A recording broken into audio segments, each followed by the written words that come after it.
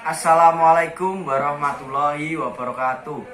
Kami dari kelompok 4 Ilkom 2 akan mempresentasikan materi tentang hukum Al-Quran dengan anggota saya Bagas Dwi Arwindra, yang kedua Febri Umbaran, Dian, dan Anissa.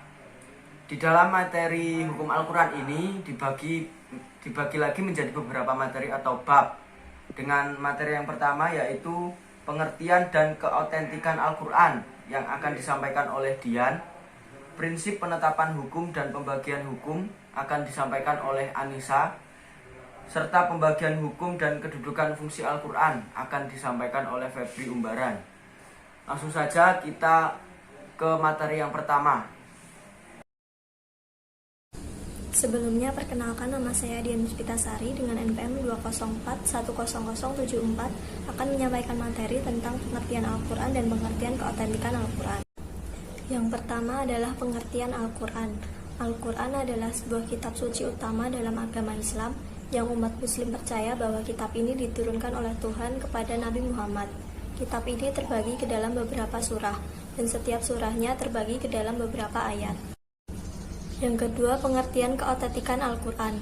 Sejak diturunkan hingga akhir zaman kelak, kemurnian dan keautentikan Al-Quran akan senantiasa terjaga. Hal ini disebabkan karena kemujizatan yang terkandung di dalam Al-Quran itu sendiri, baik dari aspek bahasa dan usulnya, maupun dari aspek isi kandungannya yang memang terbukti tak satupun manusia yang dapat meniru atau mendatang semisalnya. Dalam hal terjaganya kemurnian dan keautentikan Al-Quran ini, Al-Quran mengajukan tantangan terutama kepada orang-orang kafir dan siapapun yang meragukan kebenarannya. Sebelumnya, perkenalkan, nama saya Anissa. Saya akan menjelaskan prinsip pengertian penetapan hukum di dalam Al-Quran dan pengertian pembagian hukum di dalam Al-Quran. Pengertian prinsip penetapan hukum di dalam Al-Quran. Al-Quran sebagai pedoman hidup bagi umat manusia di dalam menetapkan hukum tidak terlepas dari 3 prinsip dasar, yaitu menghilangkan kesempitan, sedikit beban, dan berangsur-angsur. Menghilangkan kesempitan. Prinsip ini ditegaskan oleh Allah dalam Quran Surat Al-Baqarah ayat 185 yang artinya, Allah menghendaki kemudahan bagimu dan tidak menghendaki kesukaran bagimu. Dengan prinsip ini tentu kita yakin bahwa ada hukum Al-Quran yang tidak dapat dilakukan oleh manusia. Karena tiap masalah atau persoalan yang kemungkinan manusia tidak mampu menghadapinya dan tidak mampu melaksanakannya, Al-Quran senantiasa memberikan alternatif. Dan memang Allah tidak akan memberikan beban kepada manusia di luar batas kemampuan mereka. Salah satu prinsip ini seperti misalnya perintah puasa di bulan Ramadan adalah wajib bagi semua umat Islam yang mampu untuk berpuasa. Akan tetapi, bagi orang yang sedang sakit atau sedang dalam perjalanan, maka puasa di bulan Ramadan boleh tidak dilaksanakan, namun tetap wajib mengqadha di hari-hari lain selain bulan Ramadan. Begitu pula bagi orang lanjut usia atau orang yang sakit yang tidak ada lagi harapan untuk sembuh, atau orang yang terpaksa bekerja berat. Maka kepada mereka ini tidak wajib berpuasa dan tidak wajib mengqadha, tetapi cukup mengganti puasa dengan membayar fidyah. Contoh lain, dalam melaksanakan sholat kita wajib berdiri, akan tetapi jika tidak mampu berdiri karena alasan syar'i, maka kita boleh sholat sambil duduk. Kalaupun kita juga tidak sanggup duduk, maka boleh sholat sambil berbaring, atau berbaring juga tidak sanggup, maka kita boleh sholat dengan isyarat saja. Sedikit beban. Contoh dalam prinsip ini adalah seperti perintah sholat, puasa, zakat, dan haji. Semua perintah ini hanya sedikit saja beban yang diberikan kepada kita dibanding dengan ketersediaan waktu atau lainnya yang ada pada kita. Pertama, sholat. Ya, dalam sehari semalam kita diwajibkan 5 kali. Katakanlah kalau satu sholat memakan waktu 10 menit, maka 5 waktu sholat cukup memakan waktu 50 menit. Dibulatkan menjadi 60 menit atau sama saja dengan 1 jam. Maka sehari semalam dalam 24 jam, sementara kita menggunakan untuk sholat hanya 1 jam.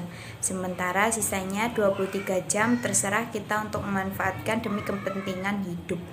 Kedua, puasa yang dalam setahun hanya diperintahkan 1 bulan untuk melaksanakannya. 1 tahun sama dengan 365 hari, sementara kita diwajibkan berpuasa hanya 29 atau 30 hari saja. Sisanya dapat kita pergunakan untuk kepentingan hidup lainnya. Ketiga, zakat. Yang selama 1 tahun kita hanya diwajibkan membayar zakat 2,5 kg beras atau makanan pokok lainnya. Jauh lebih banyak beras atau makanan pokok lainnya yang kita makan ketimbang yang diperintahkan untuk membayar zakat. Demikian pula dengan harta benda dan penghasilan lainnya. Kita hanya diperintahkan untuk membayar zakat 2,5%. Dan keempat, haji. Perintah haji ini hanya diwajibkan kepada umat Islam yang mempunyai kemampuan saja, baik kemampuan fisik, mental, finansial, dan sebagainya. Berangsur-angsur.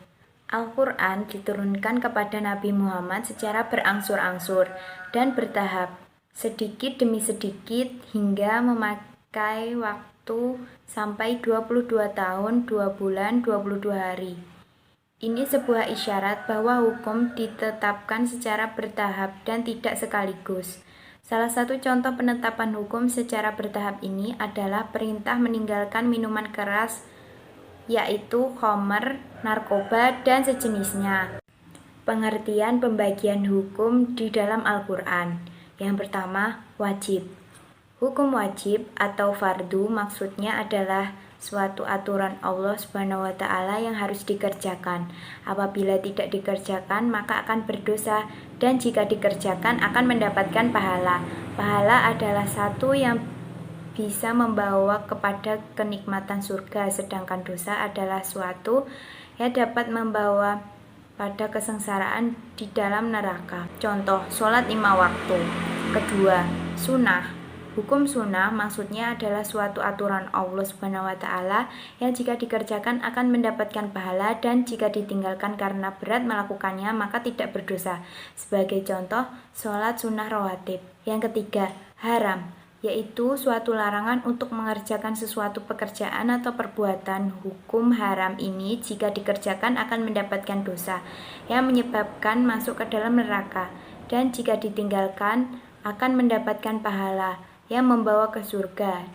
Ada yang dihukum Allah langsung di dunia dan kelak di akhirat, atau kedua-duanya. Contoh, berzina. Dan yang selanjutnya adalah makruh. Hukum makruh yaitu tuntutan untuk meninggalkan suatu perbuatan. Makruh itu artinya suatu yang dibenci atau tidak disukai. Apabila orang muslim melakukan perbuatan makruh, maka tidak berdosa, dan jika ditinggalkan maka akan mendapatkan pahala. Contohnya adalah mengkonsumsi makanan yang beraroma menyengat. Dan yang terakhir adalah mubah. Mubah adalah suatu perbuatan yang boleh dikerjakan dan juga boleh ditinggalkan. Baik dikerjakan atau ditinggalkan tidak mendapatkan pahala. Contohnya adalah makan roti, minum susu, tidur di kasur, duduk di sofa. Materi yang selanjutnya adalah kedudukan dan fungsi Al-Quran. Yang pertama, sebagai petunjuk manusia, sudah tidak diragukan lagi bahwa Al-Quran memberikan petunjuk dalam persoalan-persoalan akidah, syariah, dan akhlak. Dan Allah Subhanahu wa Ta'ala telah menugaskan Rasulullah SAW untuk memberikan keterangan yang lengkap. Yang kedua, sumber pokok ajaran Islam.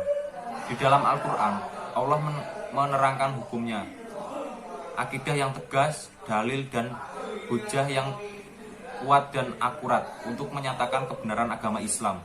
Karena itu, Al-Quran dapat berlaku sepanjang zaman.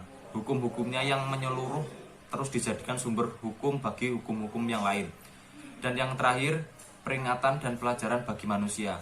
Kisah-kisah dalam Al-Quran tidak hanya dimaksudkan untuk menguraikan sejarah, melainkan yang terpenting ialah menggambarkan bagaimana cara yang ditempuh oleh para nabi dan rasul terdahulu dalam mengembangkan dan menyeru kepada kebenaran.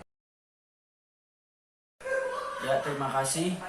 Dapat disimpulkan dari materi yang tadi bahwasanya Islam adalah agama satu-satunya dan agama yang sempurna untuk mengatur seluruh sandi kehidupan manusia dan alam semesta.